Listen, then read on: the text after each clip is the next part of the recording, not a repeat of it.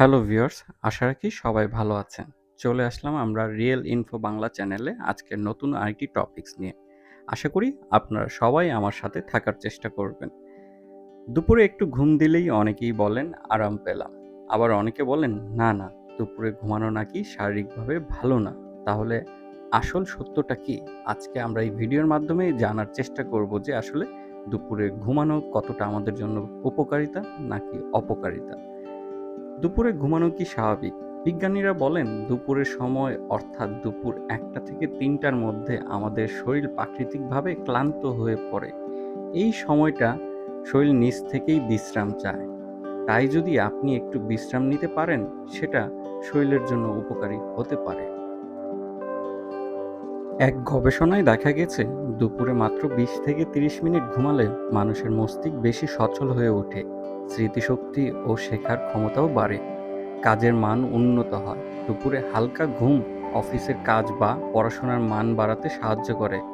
বিশ্বখ্যাত প্রযুক্তি প্রতিষ্ঠান যেমন গুগল, নাসা তারা তাদের কর্মীদের দুপুরে ঘুমানোর সুযোগ দেয়।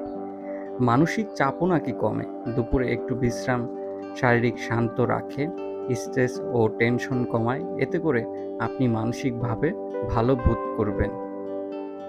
তাহলে কি সবাই দুপুরে ঘুমানো শুরু করবেন? না, দুপুরে ঘুমানোর কিছু নিয়ম আছে। খুব বেশি সময় না ঘুমানো। দুপুরে মাত্র ২০ থেকে ৩০ মিনিট বেশি ঘুমালে শরীরে আরও বেশি ক্লান্ত লাগতে পারে। এমনকি রাতে ঘুম আসতেও সমস্যা হতে পারে। সঠিক সময়ে ঘুমানো। বিকেল ৪টার পর ঘুমালে সেটি শরীরের জন্য ক্ষতিকর হতে পারে, কারণ এতে রাতের ঘুম নষ্ট হয়। যারা আপনার রাতের ঘুমের সমস্যা আছে, তারা দুপুরে না ঘুমানোই ভালো। বিজ্ঞানীরা কি বলে? হার্ভার্ড, নাসা এর মতো বড় বড় গবেষণারাও মেডিকেল সেন্টারগুলোতে বলছে পাওয়ার ন্যাপ দুপুরে ২০ মিনিট ঘুম শরীরের, মন, কাজের দক্ষতার জন্য অত্যন্ত ভালো।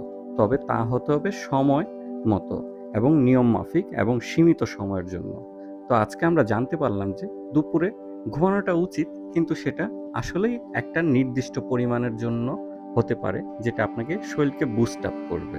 তো আজকে এতটুকুই। ভালো থাকুন, সুস্থ থাকুন এবং আমাদের চ্যানেলে অবশ্যই লাইক, শেয়ার, সাবস্ক্রাইব করুন।